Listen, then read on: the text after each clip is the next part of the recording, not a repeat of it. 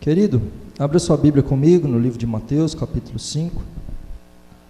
Leremos dos versos 17 até o verso 21. Diz assim a palavra do Senhor: Não penseis que vim revogar a lei e os profetas. Não vim para revogar, vim para cumprir. Porque em verdade vos digo, até que o céu e a terra passem, nem um i ou um tio jamais passará da lei, até que tudo se cumpra. Aquele, pois, que violar um destes mandamentos, posto que dos menores, e assim ensinar aos homens, será considerado mínimo no reino dos céus. Aquele, porém, que os observar e ensinar, esse será considerado grande no reino dos céus. Porque eu vos digo que se a vossa justiça não excederem muito a dos escribas e fariseus, jamais entrareis no reino dos céus. Queridos, imagine você fazer parte de um filme, esse filme como coadjuvante, como é que chama aqueles atores que mal aparecem? Figurante, como figurante. Então, como figurante em um grande filme, e aquele momento que você está como figurante, onde passa uma grande multidão, e aí dá para ver de relance a sua nuca, sabe? E aí assim você fica... E aí talvez ao ver o filme, a gente espere por aquele grande momento, Você olha assim e fala, rapaz, olha a hora que eu apareci por 0,5 segundos, apareceu aqui, talvez, na sua família. Mas imagine você querer alugar uma sala de cinema para levar todos os seus amigos para mostrar um filme, e você disser que é sobre a história da sua vida, e todo mundo vai achar que você é louco, e talvez você ou sua família até ache legal essa questão desses 0,5 segundos, mas ninguém sequer reparou. Tamanha loucura, para nós isso é uma grande loucura, mas muito mais do que isso é pensarmos que nós somos o centro da história. Muito pior do que isso é pensarmos que nós estamos no centro da história humana. Isso não é verdade. A centralidade da história humana está na pessoa de Cristo Jesus. A centralidade da história está em Deus, não em nós. E muitas vezes as pessoas, ao lerem a Bíblia, querem ler a Bíblia como se a Bíblia tivesse escrito para ela no centro, e isso não é verdade. E aí algumas pessoas querem ignorar algumas partes da Escritura,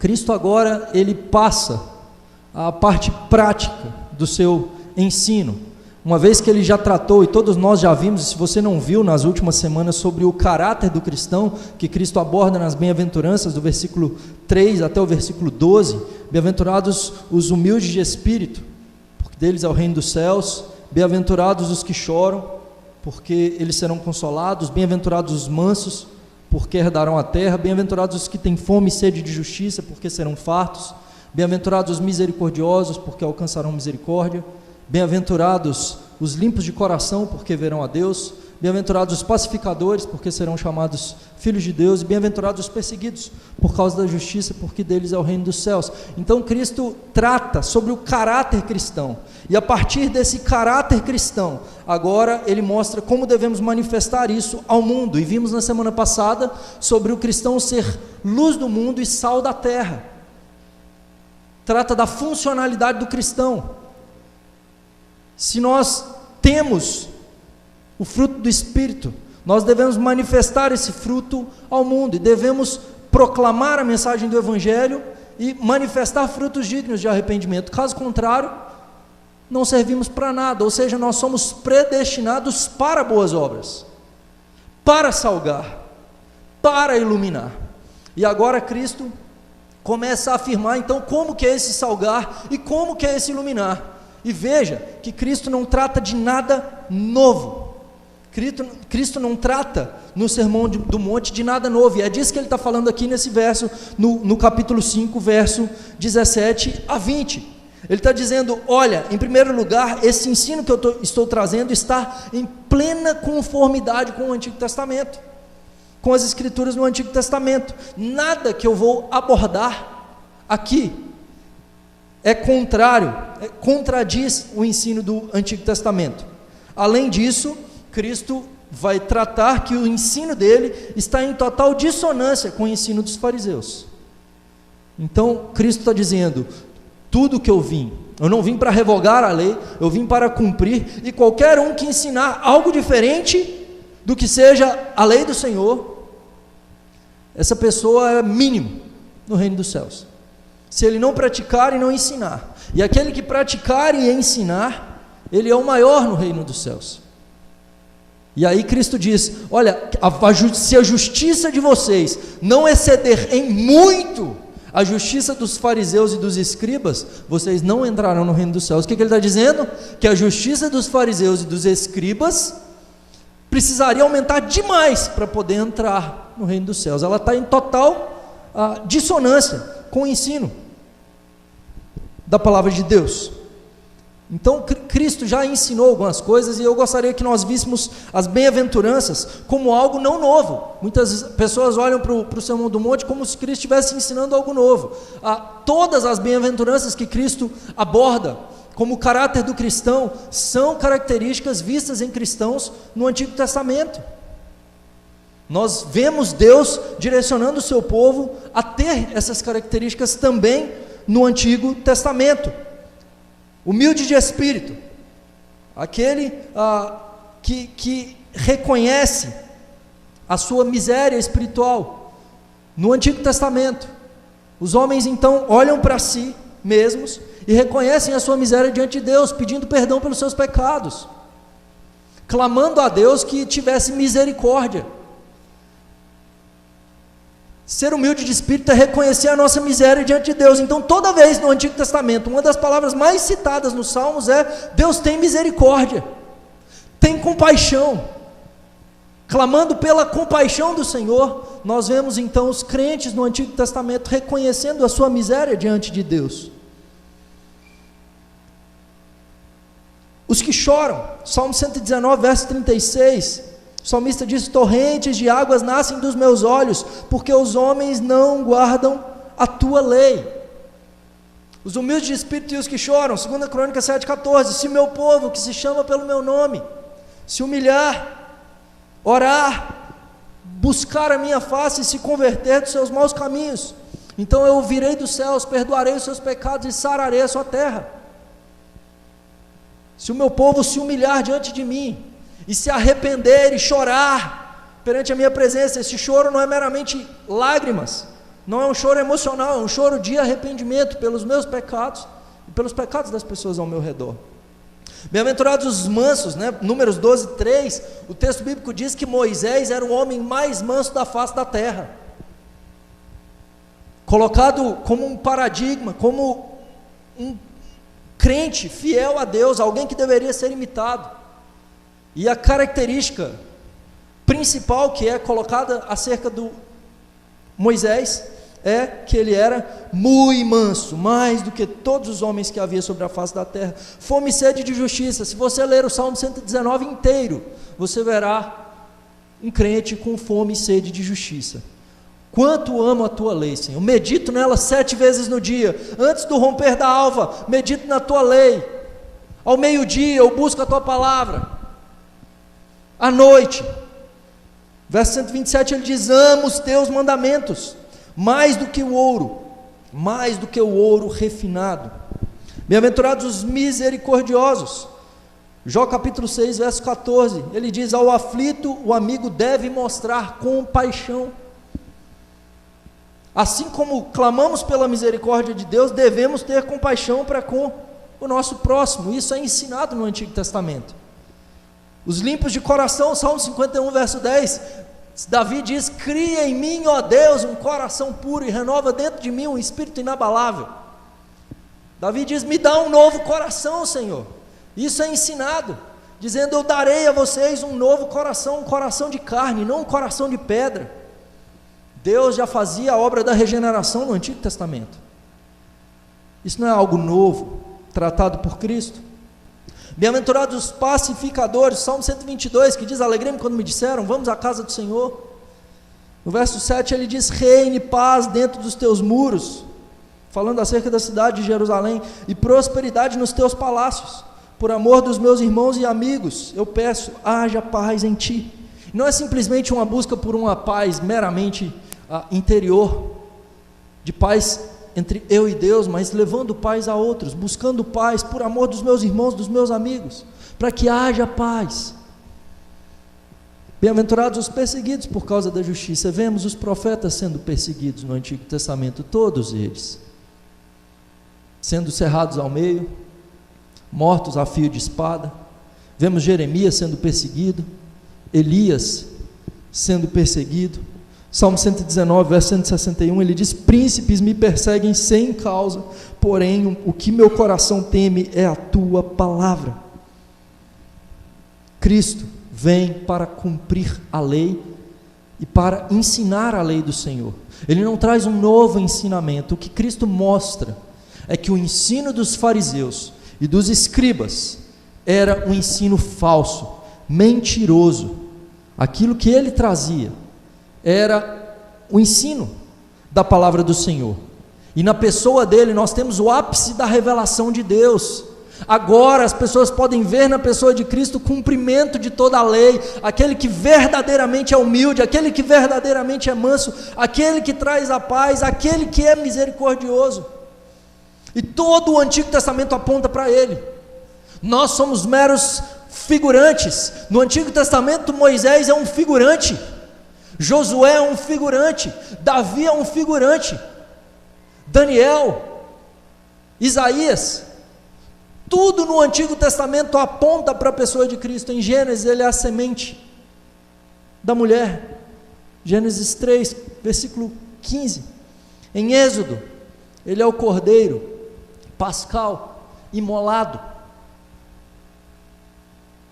para que o povo pudesse ser liberto, salvo, para que os primogênitos não tivessem que morrer. Em Levítico, ele é o sumo sacerdote.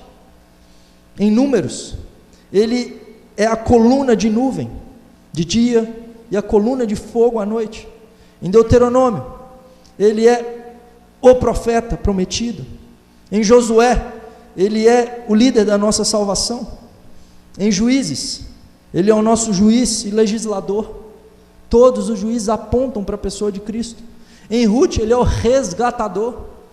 Em 1 e 2 Samuel, ele é o verdadeiro profeta. Em Reis e Crônicas, ele é o nosso rei, o nosso Senhor soberano. Em Esdras, ele é o restaurador do seu povo. Em Neemias, ele é a nossa força. Em Esther, o Senhor providente. Em Jó, ele é chamado daquele que vive, o Redentor que vive, está vivo. Nos Salmos, há muitos salmos messiânicos, ele é chamado de ungido do Senhor. Em Provérbios e Eclesiastes, ele é a sabedoria de Deus. Em Cantares, o noivo. Em Isaías, ele é chamado de Deus forte, Pai da eternidade, maravilhoso conselheiro, príncipe da paz. Em Jeremias, ele é o renovo da justiça. Em Lamentações, a esperança da salvação. Em Ezequiel, o bom pastor que cuida das ovelhas, no capítulo 34. Em Daniel, ele é o filho do homem que vem nas nuvens, recebe o domínio, a glória para sempre, capítulo 7, verso 14. Ele é o quarto homem na fornalha de fogo. Em Oséias, ele é um marido fiel, casado com uma esposa infiel, que é Israel. Em Joel, ele é o Messias que virá no dia do Senhor. Em Amós, vemos Jesus como aquele que carrega os nossos fardos. Em Obadias, ele é poderoso para salvar. Em Jonas, ele é a salvação do Senhor. Em Miqueias, ele é o Deus encarnado, capítulo 5, verso 1. Em Naum, ele é o juiz escolhido por Deus. Em Abacuque, ele é o ungido do Senhor que salva o povo de Deus. Em Sofonias, ele se manifesta como nosso Salvador.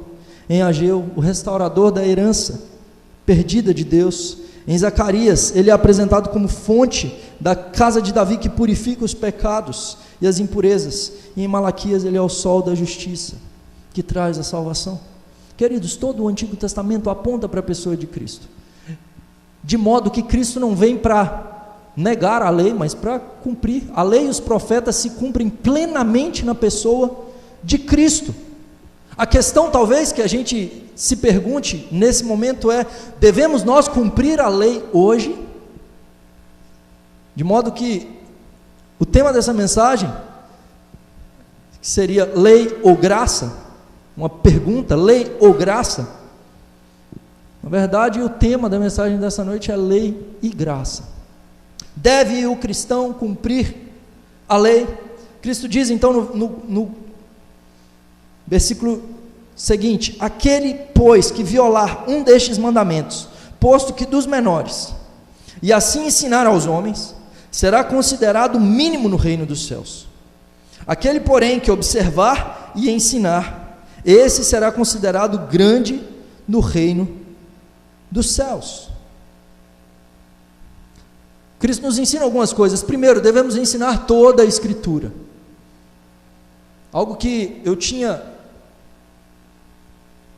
medo ao plantar uma igreja lá na cidade de Diadema, em São Paulo, e não haviam outros pregadores, somente eu, naquela plantação, de modo que eu tinha que pregar 3 vezes por semana, normalmente ali naquela congregação, e algo que eu orava e que eu procurava fazer, é pregar toda a Escritura, expor todo o desígnio de Deus. Eu não consegui pregar toda a Escritura em 5 anos, contudo, eu não preguei apenas o que eu gostava, de modo que tivemos exposições de alguns livros da Escritura que eu não queria expor, eu não tinha vontade de expô-los, mas os irmãos comentando: pastor, vamos estudar o livro de Zacarias. E quando eu ouvi aquilo, eu falei: Zacarias é muito difícil, eu pensei, e respondi: vamos estudar, vai me dar trabalho, mas vamos estudar. Vamos estudar o livro de Apocalipse, pastor. Ao longo desses 5 anos lá, toda a Escritura deve ser ensinada por nós, queridos. Textos fáceis, difíceis, não há partes a serem ignoradas, não há partes a serem rasgadas. Toda a lei deve ser pregada, de modo que ou ela se cumpre definitivamente na pessoa de Cristo, ou essa lei deve ser cumprida por nós. Ou ela serve para apontar para Cristo, ou ela deve ser vivida, praticada por nós. Nós temos 3 tipos de lei no Pentateuco, escrito por Moisés. Nós temos a lei civil, a lei cerimonial e a lei moral. A lei cerimonial e a lei civil, elas não continuam, elas servem para apontar para a pessoa de Cristo. Toda a lei cerimonial foi cumprida na cruz do Calvário, de modo que nós não precisamos hoje de oferecer sacrifícios. Hoje nós não precisamos de um sumo sacerdote para entrar no Santo dos Santos em nosso lugar. Nós não precisamos de alguém para expiar os nossos pecados, porque os nossos pecados já foram expiados na cruz do Calvário. Cristo é tanto o sumo sacerdote quanto o sacrifício. Ele oferece a si mesmo, de modo que o véu do templo se rasga, e não há mais necessidade de um sumo sacerdote, não há mais necessidade de profetas, não há mais necessidade de um rei. Tudo isso se cumpre na pessoa de Cristo, tudo isso culmina na pessoa de Cristo. Agora, a lei moral permanece. O Antigo Testamento não foi abolido, toda a lei moral de Deus continua. Os 10 mandamentos e os desdobramentos dos 10 mandamentos devem ser cumpridos por nós, ensinados por nós.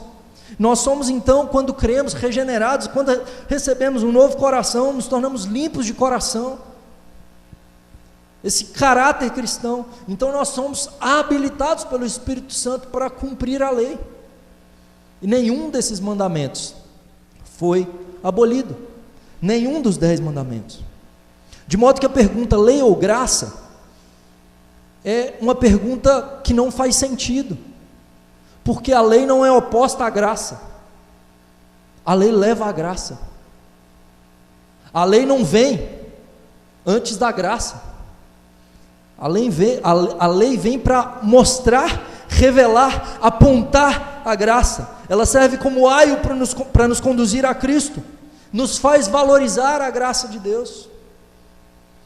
A graça sempre esteve presente, queridos. Há pessoas que defendem que a era da graça começa no Novo Testamento, dizendo, não, quando Cristo vem, então instaura-se a era da graça. Antes de Cristo, era a era da lei. Isso não é verdade. Quando Cristo diz, eu não vim para revogar a lei, Ele está anulando isso. Isso não existe. No Antigo Testamento, haviam crentes, haviam pessoas que foram salvas, que foram para o céu, no Antigo Testamento, e como elas foram para o céu? Por cumprir a lei? Se Paulo diz, no capítulo 3, versos 19 e 20, que a lei só serve para que se cale toda a boca, porque ninguém pode ser justificado pela lei. E em seguida ele vai dizer, porque todos diante de Deus são pecadores, transgressores da lei. Nenhum é justo. Ninguém pode chegar diante de Deus justificado, auto-justificado, dizendo, não, eu sou justo. Ninguém permanece de pé diante do Senhor. Ninguém é cumpridor da lei, querido. Então como que Abraão foi para o céu? Uma vez que Cristo, a parábola do rico e do Lázaro, diz que do seio de Abraão, e Abraão está lá. Se ele é um transgressor da lei, se vemos Abraão quebrando a lei, transgredindo terrivelmente, Davi, Elias, que foi trasladado, pela graça, queridos, pela graça. A salvação no Antigo e no Novo Testamento é somente pela graça. No Antigo Testamento, ao oferecer os sacrifícios, ao andar na lei, eles estão apontando para a vinda do Messias, a expectativa da vinda do Redentor. Mesmo em circunstâncias ruins, como Jó passou, ele dizia, eu sei que o meu Redentor vive e ele se levantará. A expectativa da vinda. Eles tinham fé, eles criam, e por isso então eles eram salvos. O instrumento pelo qual Deus salvava crentes no Antigo Testamento era pela fé, e o instrumento pelo qual Deus usa para salvar pessoas hoje é pela fé. Nós olhamos para trás e somos salvos. Os crentes do Antigo Testamento olhavam para frente e eram salvos.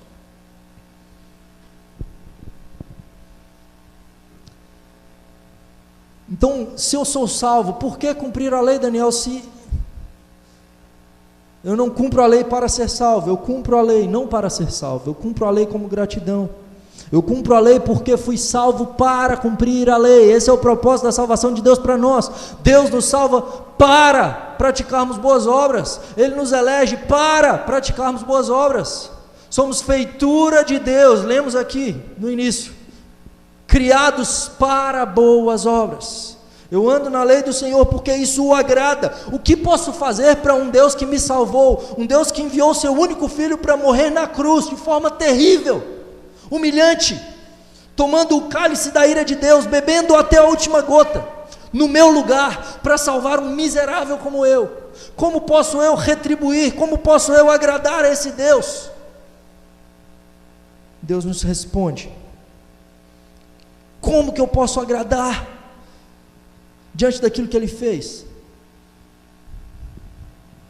Não terás outros deuses diante de mim, não farás para ti imagem de esculturas,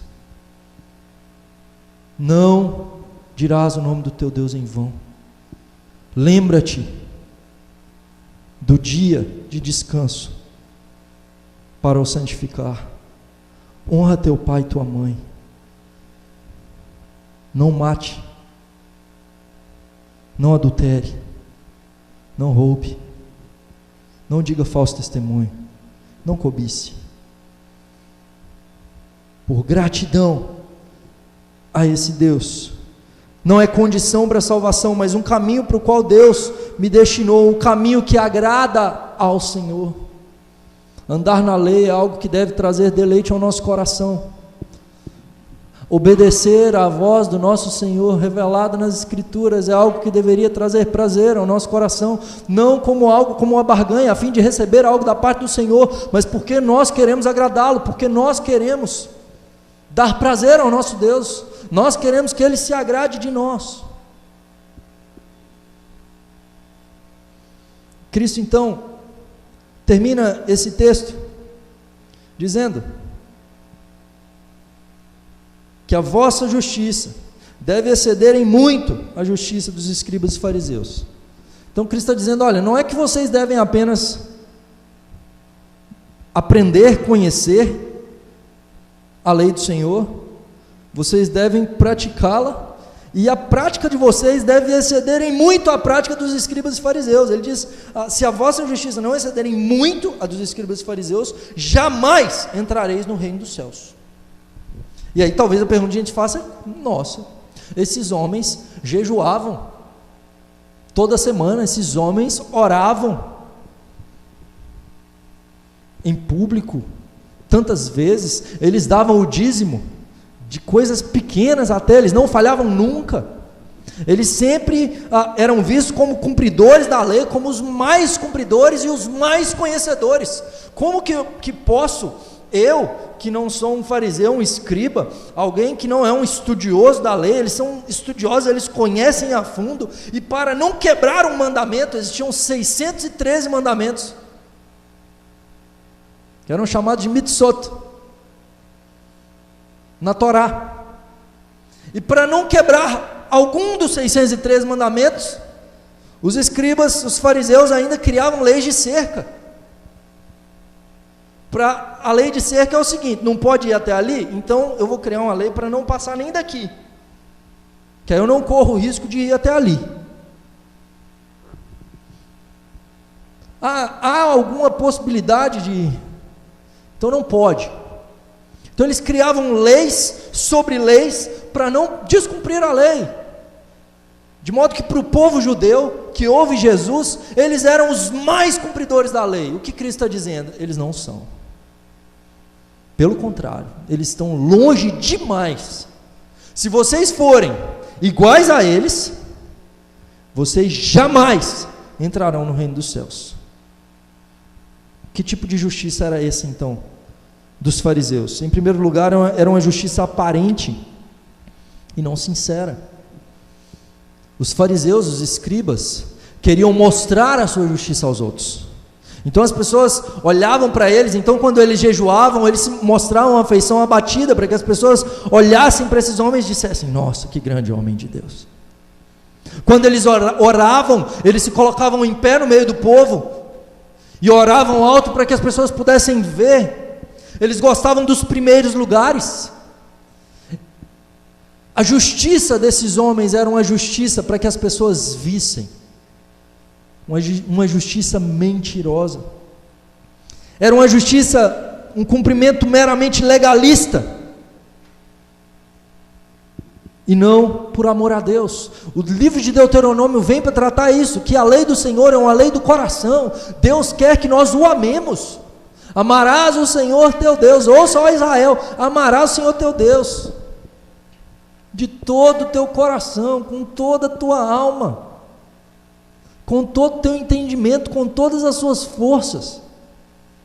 O cumprimento da lei do Senhor não se trata meramente de obedecer regras, se trata de amar ao Senhor. Por que eu não vou matar? Porque eu amo a Deus.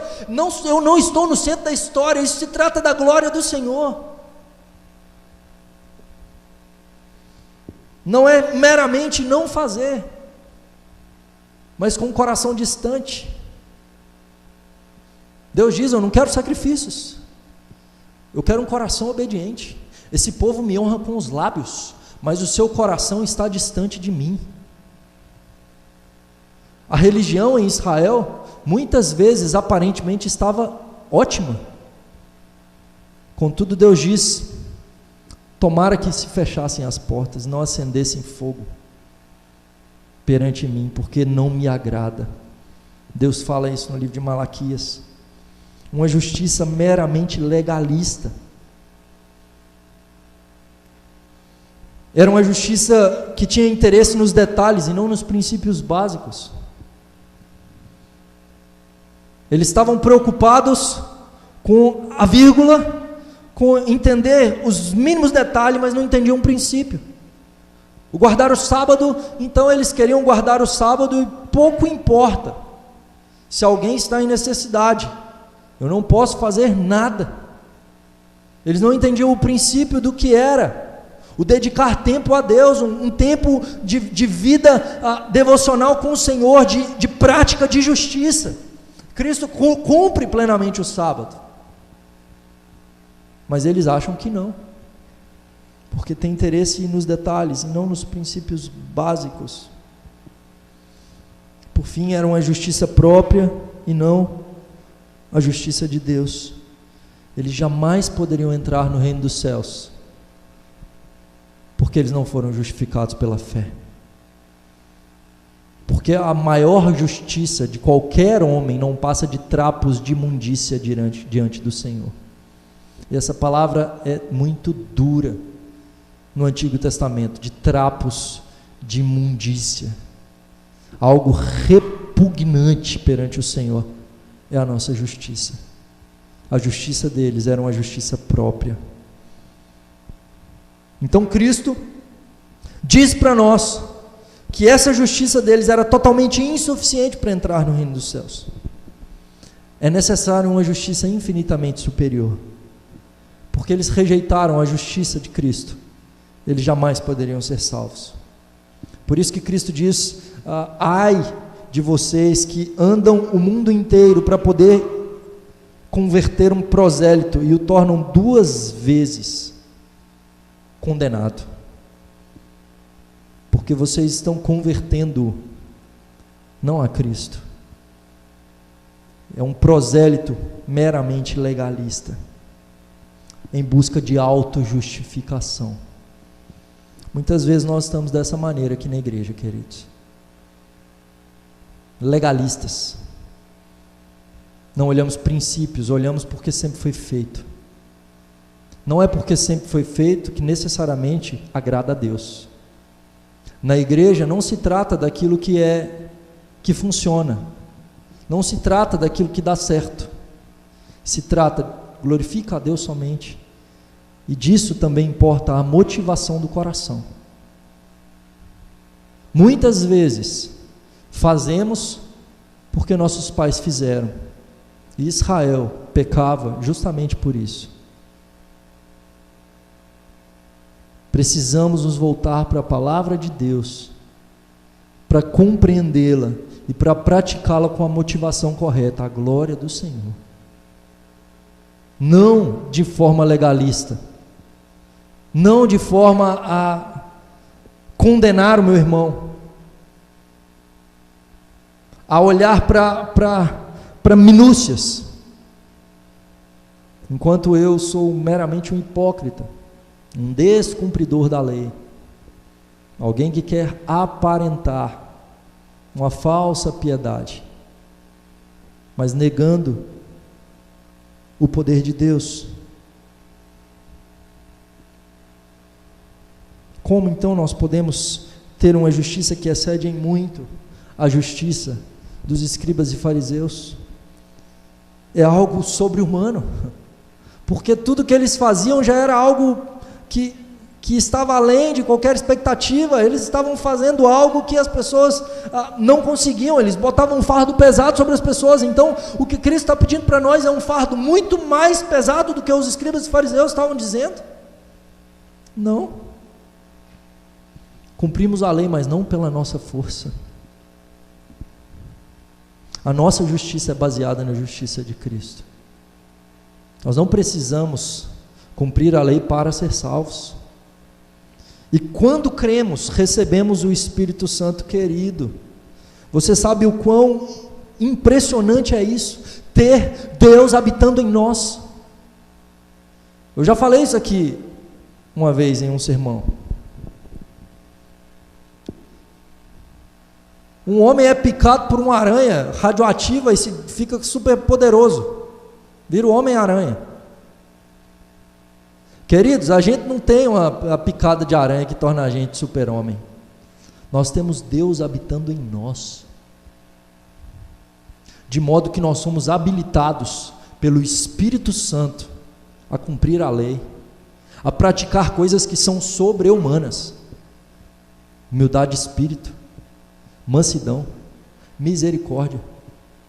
Nós somos habilitados a amar a Deus. nós somos habilitados a amar o nosso próximo, nós somos habilitados a dar nossa outra face, nós somos habilitados a andar uma segunda milha, nós somos habilitados a exercer compaixão, misericórdia, graça, nós somos habilitados a andar na vontade de Deus, a rejeitar o pecado, nós somos livres das amarras do pecado, e nós podemos não pecar, nós podemos rejeitar o pecado, nós podemos, não que não pecaremos, o pecado ainda habita em nós, mas nós conseguimos, pelo Espírito Santo, vencer o nosso velho homem. A nossa justiça deve ser uma justiça que reconhece a sua miséria diante do Senhor, reconhecendo que a força não é minha, reconhecendo que o poder não é meu, reconhecendo que eu não me auto-justifico, reconhecendo que eu sou justificado pela justiça de outro, Jesus Cristo, Rei dos Reis, o Senhor dos Senhores, aquele que morreu para me salvar. Eu reconheço que eu não sou, mas que Ele é. Eu reconheço que eu não tenho, mas Ele tem. Eu reconheço que eu não posso, mas Ele tem todo o poder. Ele pode. Eu reconheço que Deus é quem governa a minha vida. Eu sou manso, eu sou dominado pelo Senhor, guiado por Ele. O meu direito não é meu. Eu tenho fome e sede pela palavra do Senhor. Eu amo a lei do Senhor. Eu quero conhecê-la. Eu quero vivê-la. Eu quero colocar em prática. E quando eu desobedeço, eu me entristeço. Eu não quero viver distante do Senhor. Eu não quero viver desagradando ao meu Deus, o meu Pai, o Deus da minha salvação, o amado da minha alma.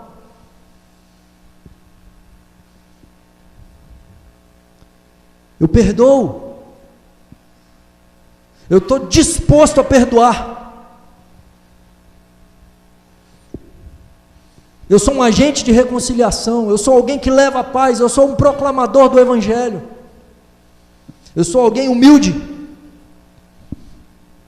Nada disso é nosso, tudo vem dele, tudo isso é desenvolvido em nós pelo Espírito Santo, à medida que buscamos a Deus e crescemos em santidade, e crescemos na prática da justiça, crescemos na obediência à palavra do Senhor, querido.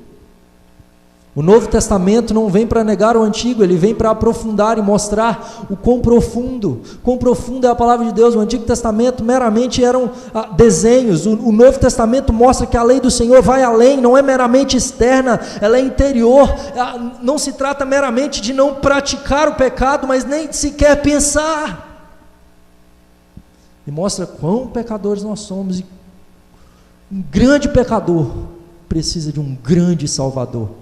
Por isso ela exalta a pessoa de Cristo. John Newton, no final de sua vida, aquele que escreveu o hino Amazing Grace, era um mercador de escravos antes da sua conversão. No final de sua vida, já velho, com pouca memória, ele dizia: da minha memória já se foram muitas coisas, mas duas coisas eu me recordo constantemente: eu sou um grande pecador e Cristo é um grande Salvador. Eu sou um grande pecador e Cristo é um grande Salvador. A minha justiça está baseada na justiça dele. Diferentemente dos fariseus, a nossa justiça deve ser sincera. Eu não tenho que fazer para parecer. O que a minha mão direita dá, a esquerda não saiba.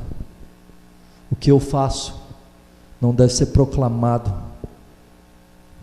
nos eirados. A minha obediência a Deus é entre eu e o Senhor. Eu não tenho que procurar autoglorificação, eu tenho que glorificar ao meu Senhor. A minha justiça tem que ser por amor a Deus, não por medo do inferno, não para galgar cargos, não para ter uma aparência diante dos outros. A minha justiça deve ser porque eu amo meu Senhor. Eu não o desobedeço porque eu amo. E quando eu peco, eu me volto para Ele em arrependimento, eu corro para os braços do meu Pai. É baseado em entender o espírito da lei e não em olhar minúcias, entender o princípio básico. O que é não matar? Existem as questões negativas nos 10 mandamentos, mas existem implicações. Os nossos catecismos mostram quão profundos são os 10 mandamentos, que vão muito além do que meramente o não matarás. Uma vez que o não matarás significa amar a vida, significa lutar por preservar a vida. O não terás outros deuses além de mim significa não simplesmente de que então que eu não tenho que ter ídolos, mas que meu coração deve ser somente do Senhor. Se eu disser para minha esposa, você tem que me amar, eu tenho que ser o seu único marido, não estou dizendo só que ela não tem que ter outros homens, eu estou dizendo que ela tem que dedicar tempo a mim, que ela tem que ter seus olhos somente para mim, o seu pensamento para mim, não para outros. E muitas vezes a gente acha, se meu pensamento estiver em outros, não está tudo bem. Não. A primeira tábua da lei é Deus dizendo para nós, olha, eu sou o seu único Deus, não se volte para nada além de mim.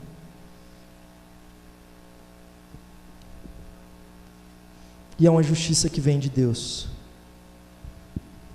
por meio da pessoa de Cristo que cumpriu toda a lei no meu e no seu lugar. Que possamos ensinar a lei do Senhor, voltar-nos para a palavra de Deus. Toda ela é útil para o ensino, toda ela é inspirada por Deus, toda ela, incluindo a lei moral, deve ser vivida, praticada. E toda a lei foi cumprida por Cristo, e aquilo que Cristo cumpriu cabalmente na cruz do Calvário, nós não precisamos fazer, nós podemos descansar nele. Nós não precisamos de sacrifícios, nós não precisamos fazer por onde ele fez no nosso lugar. Por causa da justiça de Cristo, nós já, pela fé, já vivemos no reino de Deus. Nós já estamos vivendo no reino dos céus. Por isso oramos no Pai Nosso, venha o teu reino. Cristo já reina, e nós já somos embaixadores desse reino, e nós já vivemos bênçãos provenientes do reino dos céus, já somos filhos de Deus, quando cremos na pessoa de Cristo, por causa da justiça dele, e devemos viver de modo digno do Senhor. Então essa é a introdução que Cristo dá, e a partir daí ele começa a apontar para texto do Antigo Testamento, aprofundando, não negando, mas aprofundando cada um deles, nos versos subsequentes. Vamos nos colocar perante o Senhor em oração,